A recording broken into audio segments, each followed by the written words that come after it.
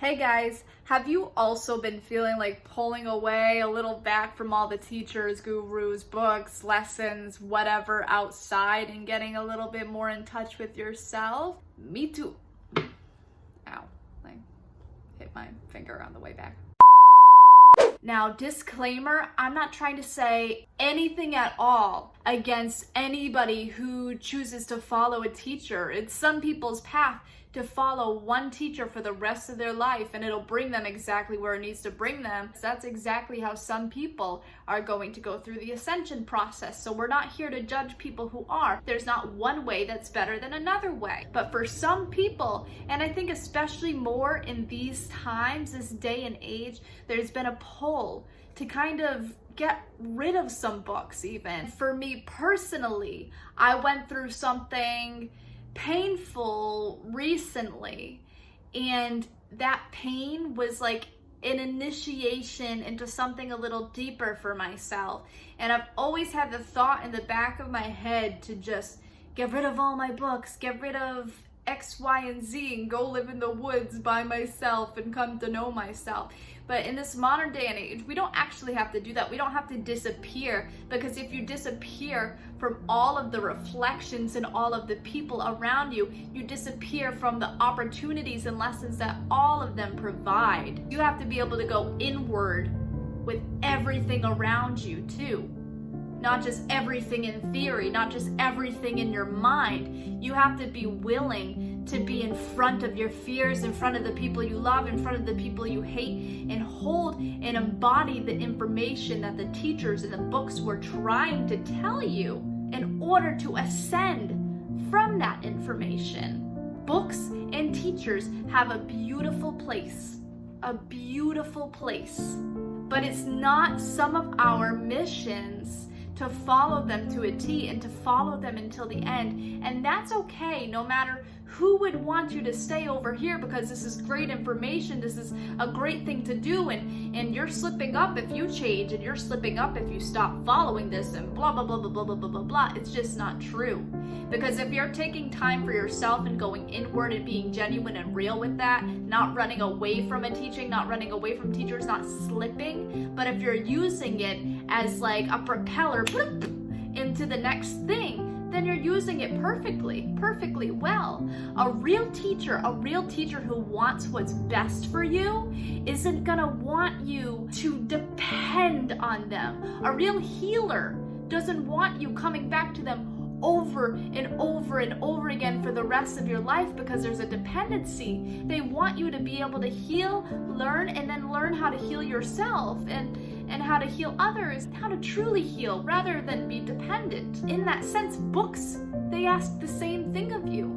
They write, 500 pages of beautiful text, but really we skim through them, or we go through them so fast because we just want to absorb all this knowledge and take it and absorb it and take it and absorb it and take it and absorb it over and over and over again. But then we don't give the proper timing for each page, for every passage, for every word, for every sentence, in order to fully embody within us. Instead, we just become knowledge seekers rather than knowledge obtainers and activators. We have to be knowledge activators. And if we want to be knowledge activators within ourselves, we have to be the initiate. And if we want to be the initiate, we have to take this stuff seriously. We have to actually read, but actually apply. That's the thing. All of the self-help books, if they're a good self-help book, they're to teach you how to do it yourself. They're a how-to guide, or they're an example of how to do it yourself. So when we get these books and we have these teachers,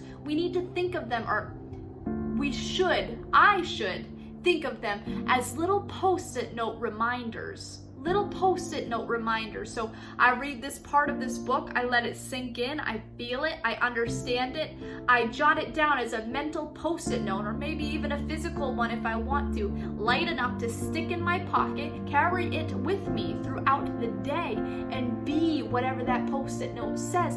Practice, being the script, becoming, not just thinking, not just being intellectual, We have to be able to actually take the thing and run with it and walk with it and sit with it and be with it. And when we're reading and we're doing everything at such a fast pace, like it's a sprint to the finish line, there's so much information going on up here that it can get convoluted, or it can feel overwhelming, or you can be like, which thing should I draw from? What should I do? What do I do next? But if you take the simple things you already know, the simple things that we go to these teachers, these books, these guides as reminders for, and take that one thing that we need for the day, whatever it may be, and we carry it with us, it will serve as our little reminder, and we can carry on to it until it's time to and write a new post-it note and put it in our pocket and practice that way. Practice for the day, practice for the moment.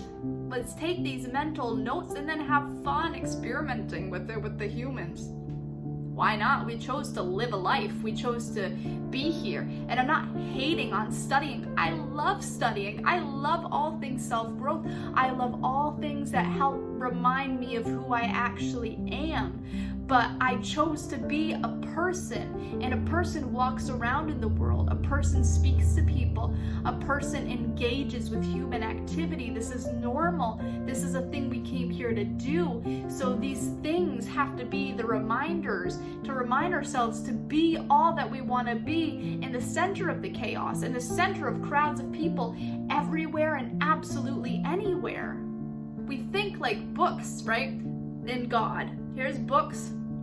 Here's universal consciousness of love and everything beautiful. We think reading so many books and doing so many workshops, doing Gaia television series, whatever, helps us get there, and it helps us become more knowledgeable, and it helps us have a better foundation to build upon, but it only serves as a foundation to build upon, and a foundation starts from the bottom up. The practice is what gets the walls built. The practice is what gets the walls painted. The practice is what builds it higher and higher and higher and higher, so we can come back to that unity consciousness, so we can remember our love, so we can be those things.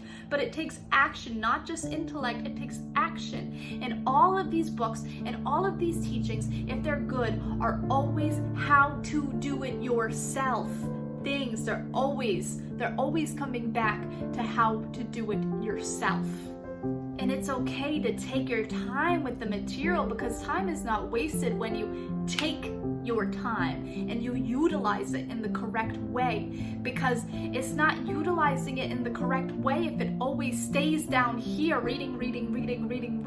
But time is utilized correctly when you have time from point A to point B, and you're going from practicing, from truly practicing, and then the need for time is shortened. Why is the need for time shortened when you actually practice these things and genuinely learn them and embody them? Because the only point of time is to get yourself, to give yourself enough space to absorb all the lessons you need to absorb and dissolve all the lessons you need to get rid of within you. This is the need for time. Time only serves as a facilitator of growth. And if you have completed your growth, the reason for more time is eliminated.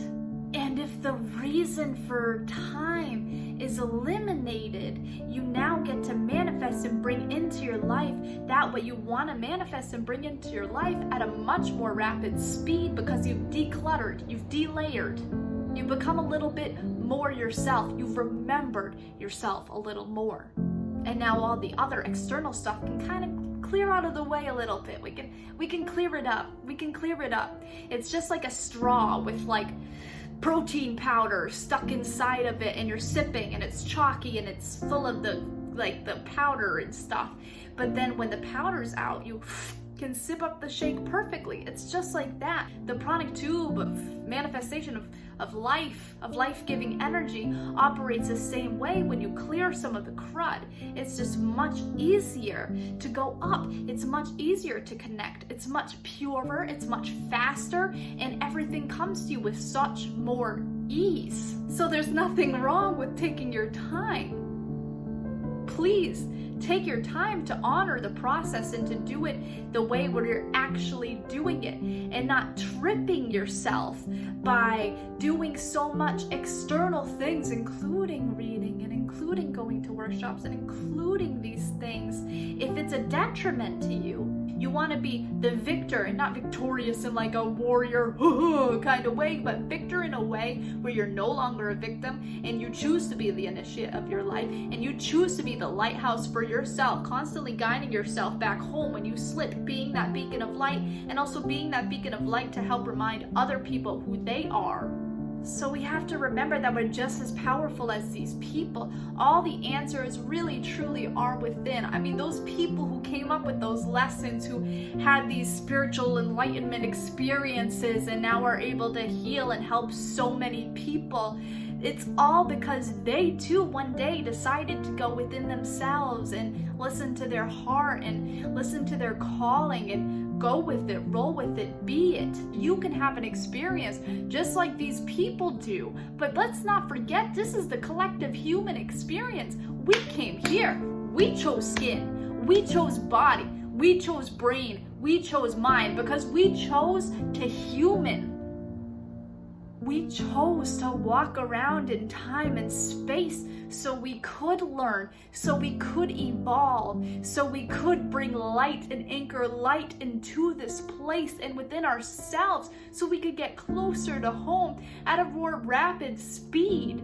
And if we want to get there to the best of our ability, then we have to be willing to take our time to shorten the time. We have to be willing to pave the way ourselves while also looking at all these gurus and all these teachers and all these teachings, all these books as guidelines along the way, but always following that inner compass. And if it points us to one teacher, let's listen to that teacher. Let's see what they have to offer. But most importantly, let's take the formula and roll with it ourselves. And let's not depend on another person for information, because all they're actually doing, all they're ever actually doing is pointing you back to yourself to see with true vision, yourself, big S self, the collective self, the collective unity that we all are. It's all one great big remembrance. And if it's one great big remembrance, then we need to embody to truly remember. And if we need to embody to truly remember, we need to be the initiate. And if we need to be the initiate, we need to set the foundation. And if we need to set the foundation, then we need reminders. And if we need reminders, we need people outside of ourselves. We need books, we need gurus to help remind, only so we can build upon the foundation and go home together, because that's all it is. It really truly is just one grand remembrance, and we're all just helping each other get back home. So if you like this kind of content, you might want to consider subscribing, because I post stuff like this. This is like my lifeline. This is my blood. This is my love. This is my journey. And if you want to tag along in my journey, feel free to hit subscribe, message me, or comment, and I will happily answer. So thank you, and I hope you guys have a great week. Bye for now.